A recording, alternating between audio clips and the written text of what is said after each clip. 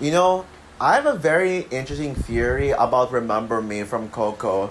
Since Coco was directed by the same director as Toy Story 3, Remember Me is actually a metaphor for Andy saying goodbye to his toys at the very end of Toy Story 3 before leaving to college. So, yeah, do you think that makes sense? Let me know.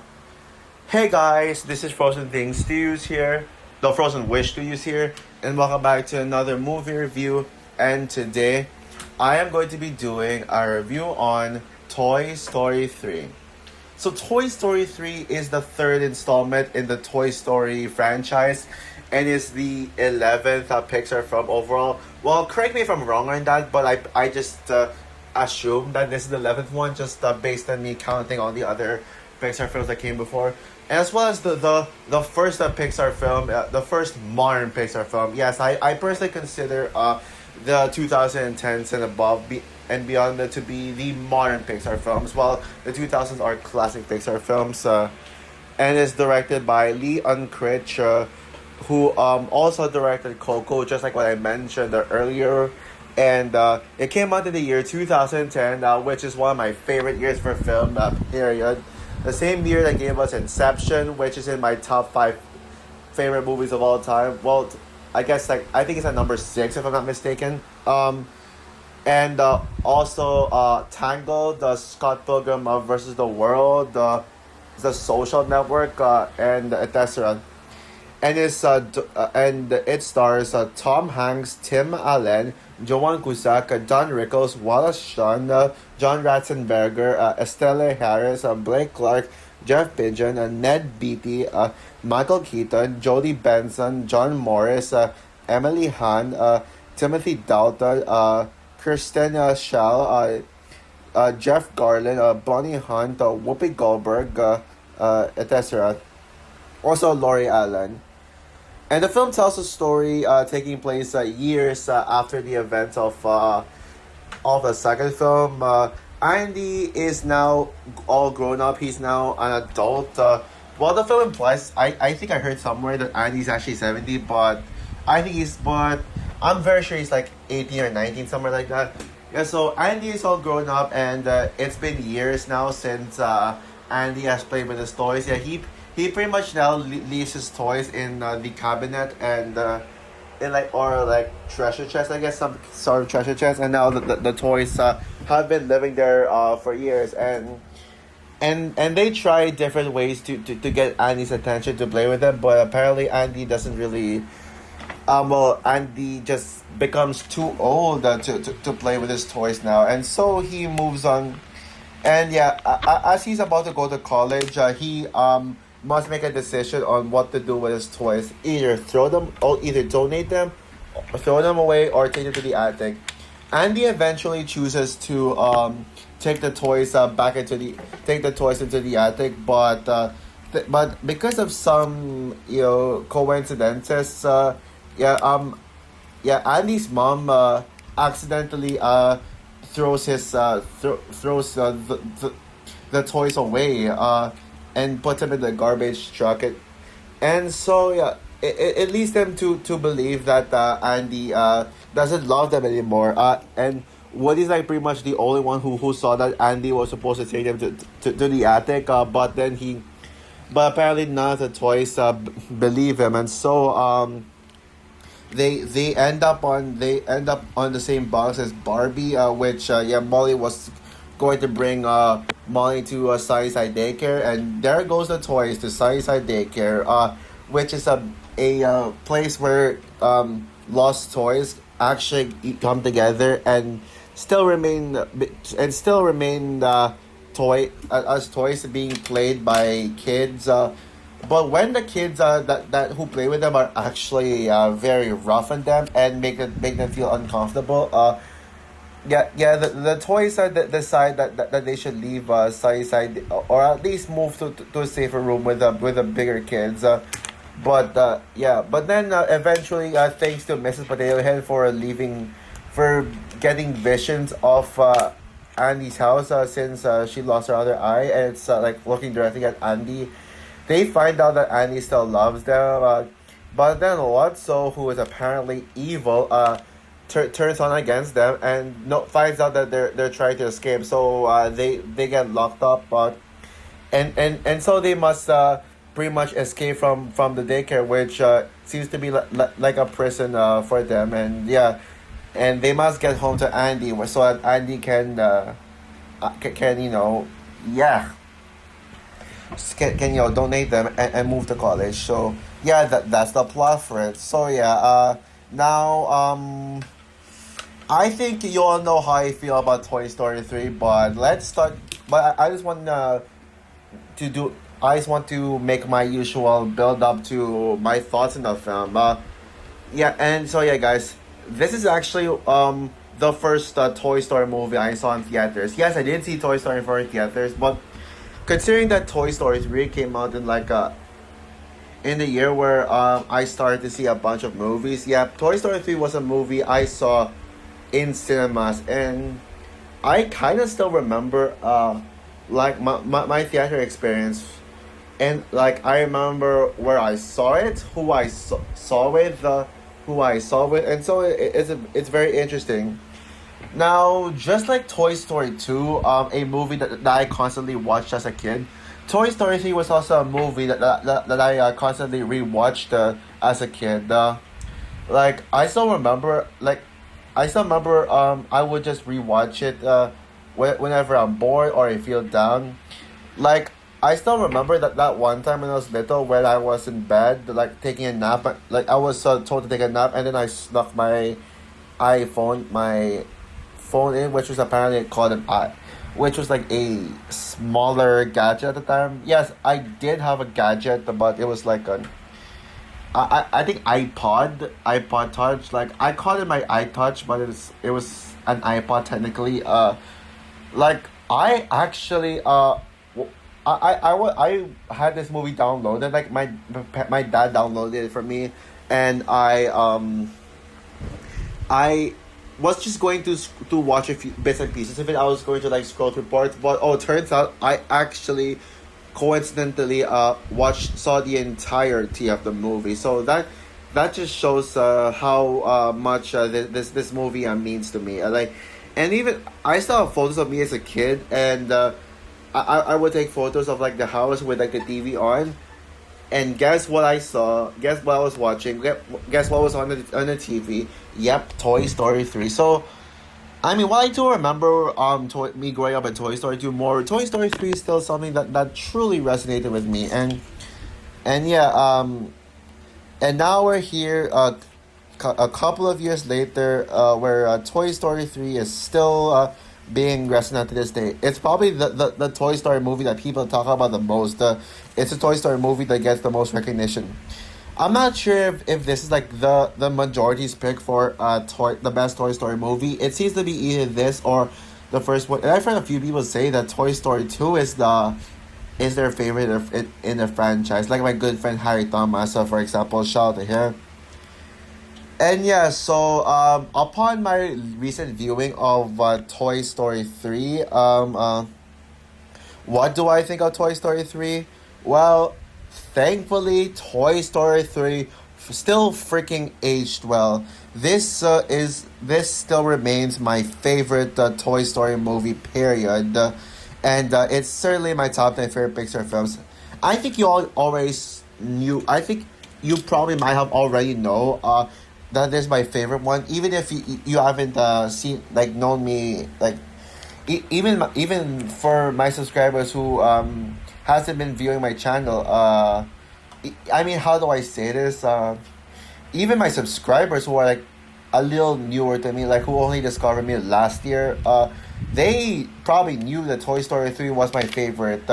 If you saw my top 10 favorite Pixar movies list, you probably know that you're probably aware that this is my favorite Toy Story film, and I still stand by that. And this will always be my favorite Toy Story film.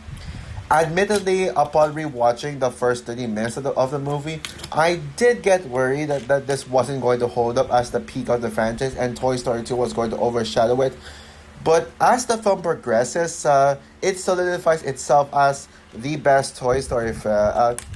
Yeah, so yeah, I definitely do not have any criticisms or even some nitpicks whatsoever. So let's jump into this film. Let's jump into everything I love about this film. What makes Toy Story 3 so special is how the film acknowledges that the people who grew up with the first two Toy Story films have already grown up by the time this movie comes out. And so its themes and messages are targeted towards older audiences. That's what makes Pixar special. They're very respectful to its audiences. It's not just specifically, it's not just films aimed specifically for kids, but it's actually for the kids who grew up in the 90s, because Pixar started out in the 90s. But it still is family friendly and entertaining to the kids and new generations. But older audiences would resonate with these Pixar movies more. That's actually the main reason why Pixar makes movies that adults resonate with more than kids, because it's made for people who grew up watching the first Toy Story, what the first two Toy Story movies, and The Bug's Life, and I guess Monsters Inc. and Finding Nemo as a kid. That's what makes Pixar so special. And even though this movie is targeted towards older audiences, it still provides entertainment for younger viewers. What makes this trilogy so good is that I know I already mentioned this, but for those who didn't see my reviews of the first two Toy Story films, allow me to explain what makes this entire franchise so special. It consistently tackles themes relating to what makes toys a toy. Like, for example, the first film is about, what if you were, the first one was about a child's long-time favorite toy, worried that he's going to lose his recognition and get replaced by a new toy the kid buys, and that he was going and that the new toy was going to be the owner's a new favorite toy. And it tackles themes of jealousy. It tackles human themes that humans can relate to, but also told in a way that you know it makes sense for the context of toys. And Toy Story 2 is basically what happens if a child abandons you. Child abandons you, and you're taken to a store. I know the child abandonment is just a nightmare, but it's basically like anxiety, and that's one thing I forgot to mention in my review of Toy Story 2. It actually captures Woody's anxiety. It shows how anxious Woody is. But ultimately, it does a lot of it is mainly shows a toy store, and where the toys come from, and how toys feel in a toy store. And this film is a challenge for the toys when it comes to how Andy feels about them, and basically it challenges the toys mentality, because the toy Andy hasn't played with them in years, so they wonder, is does Andy still love his toys or not? Does Andy still care about them? And what would Andy do to his toys as an adult? And in a specific summary on each Toy Story films, it's actually about Andy's love for his toys, and each Toy Story film is able to challenge Andy's love for them in different ways. Like, what if Andy has a new favorite toy? What if Andy abandons his favorite toy? And what if Andy grows up? What would an adult do to their toys? But the only thing is that it's told to the perspective of the toys and how they feel. So that's actually what makes these films more unique. Because the film probably wouldn't have been the same if it was about Andy.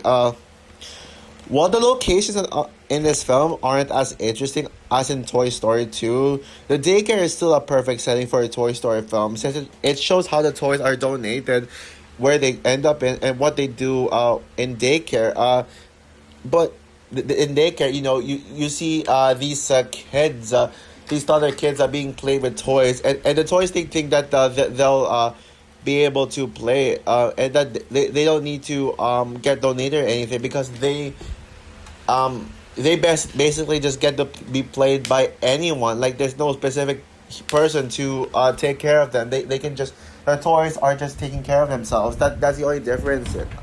That's the only difference is. But yeah, based on like where the toys are placed, you know, they witnessed what it's like to be rough played. You know, Andy. That one thing I love about Andy. What makes Andy so lovable is that he actually is very compassionate about his toys. He feels, but I guess Andy is like 8 or 9 years old. I guess in the Toy Story films. Maybe that's why he's like so gentle and he knows to take good care of his toys. But the toddler in this movie, they're basically Sid. Like, it's like watching multiple Sids in that one scene where all these kids would literally freaking abuse their toys. Like when but unlike Sid, who actually really wants to abuse and torture toys, it's actually pretty understandable as to why the kids would do that, because they're just toddlers. They have no moral. They are still developing themselves.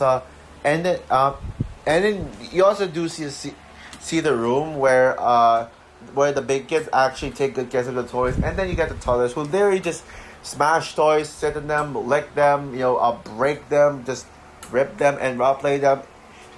It actually makes the toys feel very comfortable, uncomfortable, and I like that we got a Toy Story film exploring what happens if what happens when a group of toddlers would do this to the toys. But what made Toy Story 3 my favorite Toy Story film is how dark, grounded, and emotionally resonating it is. I know people are annoyed with me praising animated films when they're grounded and more serious and not as fun.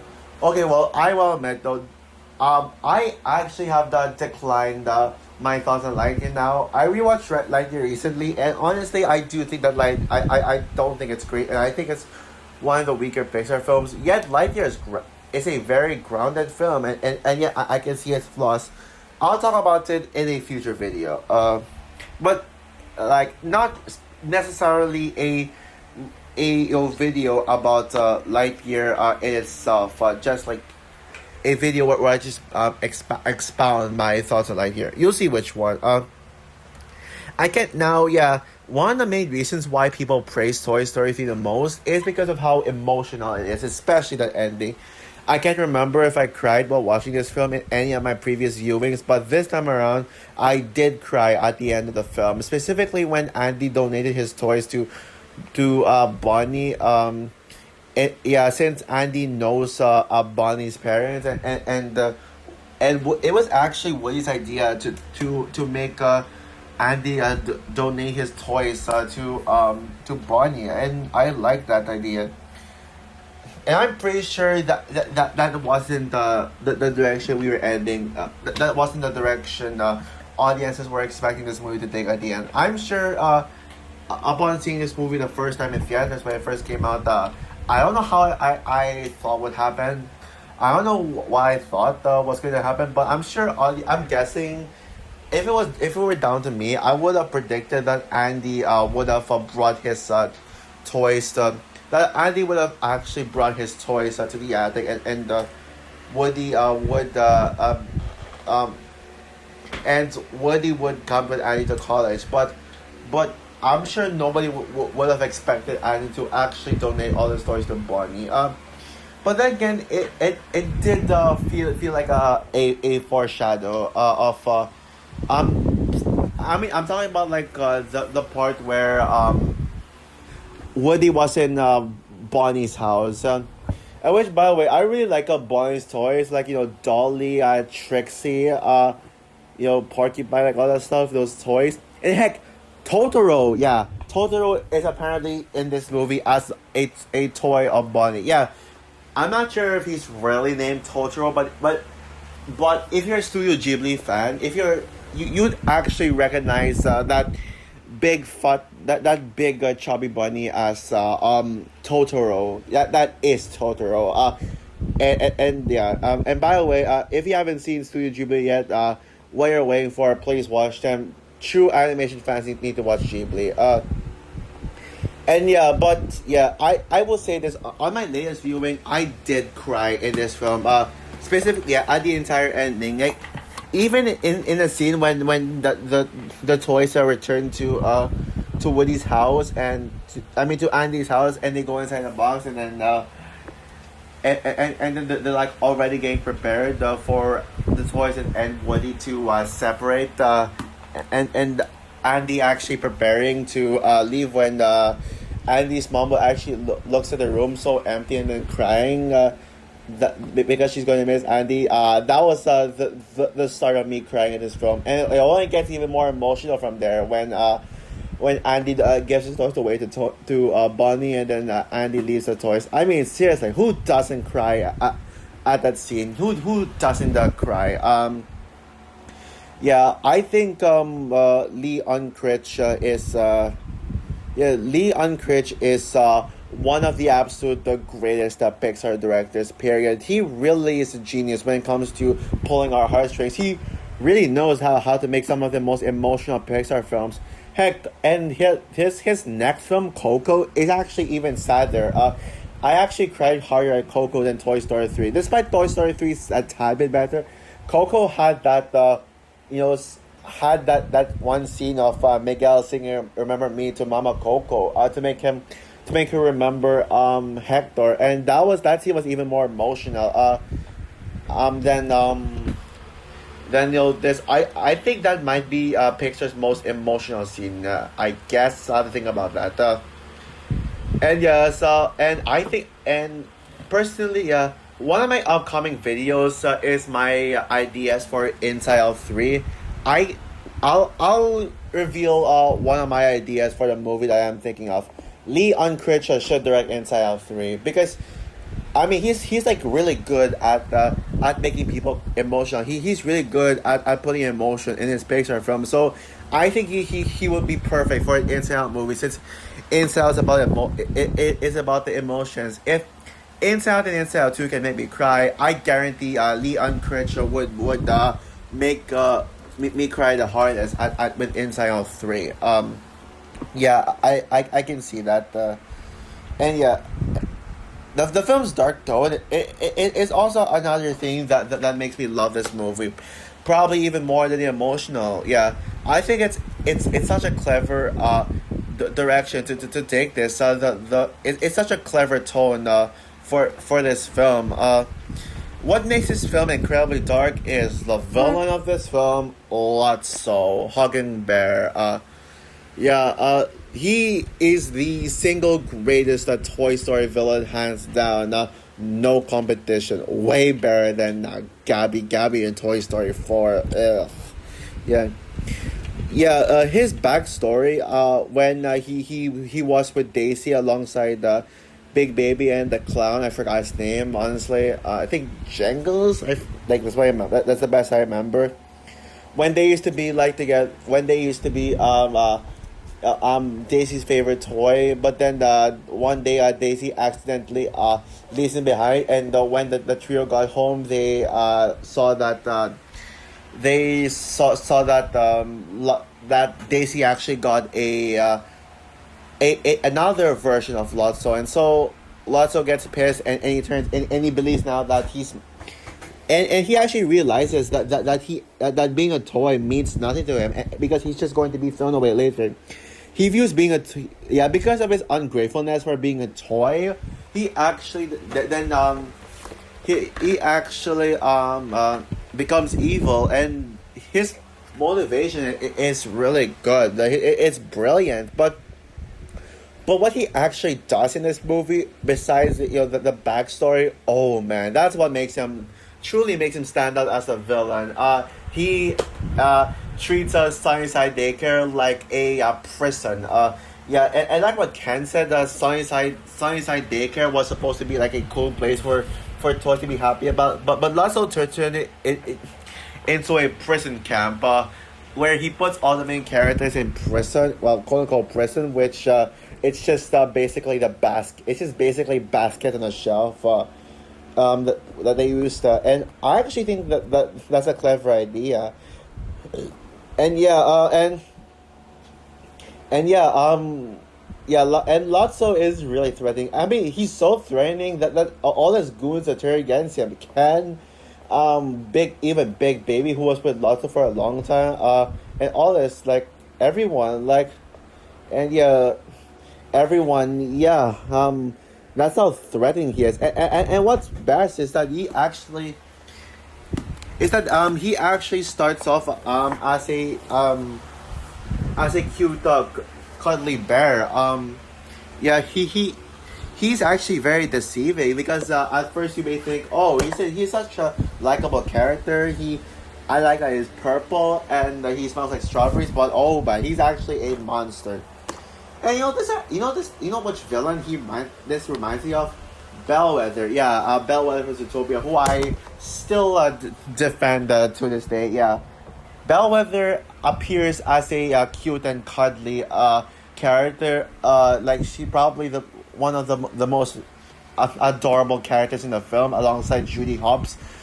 Yeah, but then it turns out in the inside she's actually a monster. Yeah, even though nobody in the world would think that Bellwether is actually the villain of the film, they actually went for it, and yeah, that's why I personally strongly defend Bellwether. She doesn't deserve the hate, and yeah, yeah, and do I think Lotso is the best character in the film? I hear a lot of people say that he is the best character. I'm 50-50 on that. I'm actually debating on who I think really is my favorite character in the film. But it's between him, Ken, or Barbie. Maybe Jessie, considering that I said in my Toy Story review that Jessie is my favorite character in Toy Story character in general. But then again, I really like Ken and Barbie this one. Is especially as a fan of that Barbie movie from last year. Now, I know nothing about the Barbie lore. I just like Barbie just because of that Greg Gerwig movie. I am not a fan of anything else Barbie. But I wonder, considering that Ken is the main antagonist of the Greg Gerwig Barbie movie, and he was also and that he was the secondary antagonist in this movie. Does that mean mean is Ken actually has Ken always been a villain in the Barbie lore? Has Ken always been the antagonist in the Barbie lore? If you're a Barbie fan and you know this, let me know that down below in the comments. I'm very curious. Yeah, sorry, I just don't know much about the Barbie lore. That's why I'm not really that's why I'm not really a big on Barbie. Just the movie, the live action movie from Greg Gerwig. The film also involves a prison escape sequence, which gets really creepy. There was one thing in the film that scared me shitless as a kid, and that was the screaming monkey. Oh man, the screaming monkey. Particularly the scene where Woody and Slinky had to capture the monkey. Yeah, that scene itself is just really gets me, especially when the Woody gets closer to the monkey, but then when he gets super close, the monkey just immediately jumps on the audience and turning around and screams like so quickly, like it almost feels like an actual jump scare. Like I thought it was a jump scare as a kid, but it kinda is. Yeah, it did feel like a jump scare actually, if you think about it. And yeah, everyone says the ending is the best part of the film, and I can see that. But to me, the incinerator scene would have to be my personal favorite scene in the film. That scene was super intense, and the fact that our main characters were literally going to die, and the viewers were questioning how they'd escape. It's really scary. Like you'd actually think that the toys would legit burn in the fire because there's literally no way to escape. But you want to know how they actually escaped? Yep, a claw. There's a claw in it and the aliens control it. Yeah, thank God for those aliens.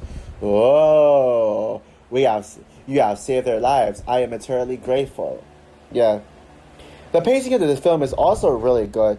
Now, it's not as fast paced as the first and third film, but it still is has really good pacing, and this deserved deserved to be the longest one in the franchise. So overall, Toy Story 3 is truly the best Toy Story film and a perfect conclusion to a perfect trilogy that didn't need to continue. Yeah, there was no need for a Toy Story 4 and certainly no need for a Toy Story 5. But so yeah, this deserved to get nominated for Best Picture, and this deserved its Best Picture nominee. As like yeah, it sucks that there hasn't been a an animated film that got nominated for Best Picture after this one. I mean, Guillermo del Toro's Pinocchio is a Best Picture worthy movie, and considering that the Oscars are Lord of the Rings fanboys, maybe Lord of the Rohirrim can get a Best Picture nominee. We'll see about that. And honestly, I'd say that this is actually a better Best Picture nominee than the movie that won Best Picture that year, The King's Speech, which I still think Inception or The Social Network should have won. Yeah, although I would place Inception and The Social Network over Toy Story 3 when it comes to my ranking of the Best Picture nominees of that year. Yes, it's not my favorite movie 2010. That would go to Inception, which, like what I said, is in my top. Is one of my absolute like favorite movies of all time. Like as in the best of the best. And when it comes to animated films, Tangled would still be my favorite animated film of the year. And that would go to. The Tangled is still my favorite animated film of the year, but this is a close second. And I personally think I See the Light should have won Best Original Song over We Belong Together.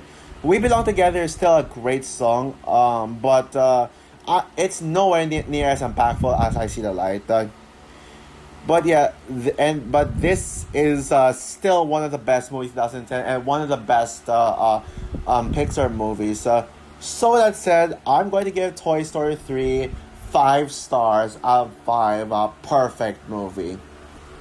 So also for my review of Toy Story 3, what are your thoughts on the film? Would you agree with me that this is the best Toy Story film? Or do you think that either the first or the second is better? And if this isn't your favorite Toy Story film, where would you rank it in your ranking? Comment down below, like, subscribe, hit the notification bell, and stay tuned for my review on Toy Story 4. Oh, and by the way, happy 5th anniversary to Toy Story 4. It's today. So yeah. Bye, guys.